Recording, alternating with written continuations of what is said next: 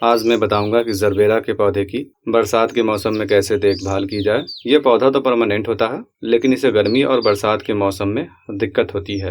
गर्मी के मौसम में अगर हम इसे तेज धूप और गर्म हवा से बचा लेते हैं तो ये पौधा आसानी के साथ बच जाता है, लेकिन यह पौधा सबसे ज्यादा बरसात के मौसम में खराब होता है।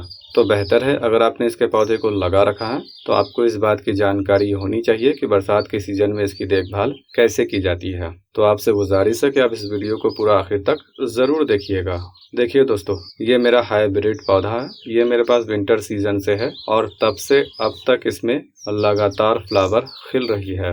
गर्मी के दिनों में फ्लावर का साइज थोड़ा छोटा था, बरसात में भी थोड़ा बड़ा हुआ है और विंटर सीजन में इसके फ्लावर का साइज थोड़ा और बड़ा होगा। इसके फ्लावर का डंठल थोड़ा लंबा होता है। यह जरबेरा की हाइब्रिड वैरायटी है और दूसरी तरफ ये भी जरबेरा की हाइब्रिड वैरायटी है। विंटर सीजन में तो ये सही तरीके से फ्लावर दे रही थी। समर सीजन में और अभी रेनी सीजन में इसके फ्लावर की थोड़ी हालत खराब हो चुकी है। ये भी हाइब्रिड है। इसका फ्लावर कम ऊंचाई पर खिलता है, फ्लावर का साइज बड़ा होता है। इन दोनों हाइब्रिड पौधों को मैंने खंगर में लगा रखा है। तो बरसात के मौसम में सबसे पहला काम आपको ये करना है, अगर आपने पोटिंग मिक्स में सैंड का इस्तेमाल किया है या फिर पौधे को सैंडी सॉइल में लगाया है जिससे पानी देने पर नमी तो रह जाती हो और एक्स्ट्रा पानी बाहर निकल जाती हो और मिट्टी में कीचड़ जैसी नहीं होती हो, या फिर आपने मेरी तरह खंगर में पौधे को लगाया है जिसमें जब पानी दिया जाता है तो एक्स्ट्रा पानी बहुत ही आसानी के साथ बाहर निकल जाती है और उसकी नमी रह जाती है। तो अगर आपकी मिट्टी वेल ड्रेन है तब इस सूरत में आप पौधे को बारिश के पानी के नीचे रख सकते हैं। लेकिन जब मुसलसल बारिश होने लगे और लगातार 4-5 दिनों तक बारिश हो और धूप भी नहीं निकले तब बेहतर है कि आप बारिश के पानी के नीचे पौधे को मत रखिए। नहीं तो लगातार बारिश होने की वजह से या धूप ना निकलने की वजह से इसके क्रॉन में बारिश की बूंदें फंसी रह जाती है, जहां से नया पत्ता और फ्लावर बड निकलती है। उस एरिया में फंगस लगती है और धीरे धीरे पूरा पौधा खराब हो जाता है। और दूसरी तरफ अगर आपकी मिट्टी वेल ड्रेन नहीं है, पानी देने पर धीरे धीरे निकलता है और एक्स्ट्रा पानी पूरी तरीके से नहीं निकल पाती है, यानी कि आपने सैंडी सॉइल में या फिर मिट्टी में सैंड का इस्तेमाल नहीं किया है, या फिर अगर आपने कोकोपीट या फिर कंपोस्ट का ज्यादा इस्तेमाल किया है, तब इस सूरत में बेहतर है कि पौधे को बारिश के पानी के नीचे मत रखिए। कभी कभी रख सकते हैं, जब पौधे को पानी की जरूरत पड़े और बारिश हो रही हो तो आप बारिश के पानी के नीचे रख दीजिए। अब बारिश का पानी बहुत सारे पोषक तत्वों से भरपूर होता है और ये मिट्टी के एसिडिटी को भी मेंटेन रखती है। तो इसके पौधे में बारिश का पानी तो देना है, लेकिन मिट्टी वेल ड्रेन नहीं है तो जरूरत पड़ने पर ही देना है। अगर आपकी मिट्टी पानी की अधिकता से कीचड़ जैसी हो जाती है तो गलती से भी मत रखिएगा। अगर मिट्टी कुछ दिनों तक लगातार गीली रह गई तो इसमें फंगस लगेगा और क्रॉन खराब हो जाएगा और पौधा खत्म हो जाएगा। क्रॉन इसे कहते हैं जहां से नया पत्ता और फ्लावर बड निकलती है।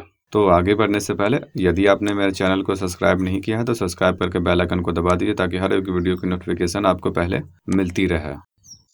इसके अलावा इस बात का भी ख्याल रखना है, पौधे को कम से कम 3-4 घंटे की ठंडी सनलाइट देना है, चाहे मॉर्निंग की हो या फिर इवनिंग की। दोपहर की तेज धूप के नीचे नहीं रखना है। इसे धूप मिलना बहुत जरूरी है। जब धूप मिलेगी तो इसमें फ्लावर लगेगी और दूसरा फायदा यह होगा, मिट्टी में जो भी एक्स्ट्रा वाटर है वो बाहर निकलेगी या फिर पौधा उसका इस्तेमाल करेगा। तो ख्याल रखिएगा 3-4 घंटे की ठंडी सनलाइट इसके ऊपर पड़नी चाहिए। तीसरा ख्याल ये रखना है कि इसके पौधे को बरसात के मौसम में झुंड में नहीं रखना है, यानी कि एक साथ बहुत सारे पौधे को नहीं रखना है। चाहे जरबेरा का पौधा हो या फिर किसी और पौधों के ग्रुप में इसे नहीं रखना है। ग्रुप में रखने पर इसे धूप बहुत कम मिलेगी और जैसा कि आप जानते हैं कि बारिश के मौसम में हवा में नमी की अधिकता हो जाती है, तो धूप ना मिलना और हवा में मॉइस्चर की अधिकता से पौधा खराब हो जाएगा, उसमें फंगस लगने का खतरा बढ़ जाएगा। तो पौधे को इस हिसाब से रखना है कि 2 गमले के बीच में कम से कम 10-12 इंच का गैप हो, जिससे धूप भी मिलेगी, हवा को आने जाने का रास्ता भी मिलेगा, जिससे यह पौधा सरवाइव करेगा और फंगस भी नहीं लगेगी।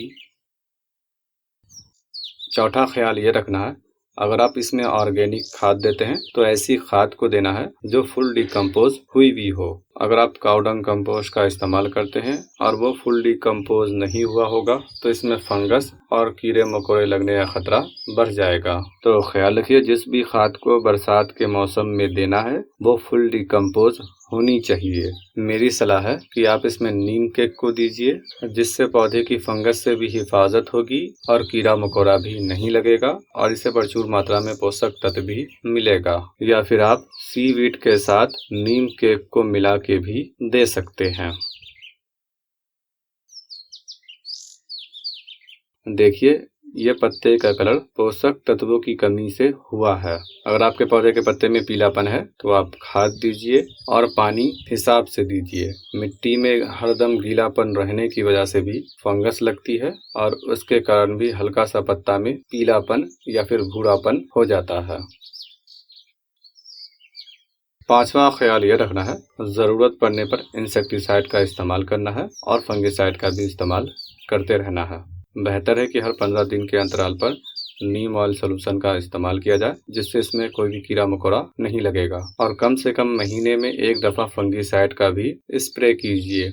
बरसात के सीजन में सबसे ज़्यादा इसमें फंगस ही लगती है। अगर आप नमी पर कंट्रोल कर सकते हैं, पौधे में पानी ज़रूरत के हिसाब से देते हैं तो फंगस लगने का खतरा नहीं रहेगा। इसके अलावा जो भी इसका पत्ता सूख जाए उसे काट कर हटा देना है। जब ये सूखा हुआ पत्ते का हिस्सा लंबे समय तक पानी की वजह से गीला रहता है तो ये अपने अंदर फंगस को पना देती है, जो धीरे धीरे पूरे पौधे को नुकसान पहुंचाता है।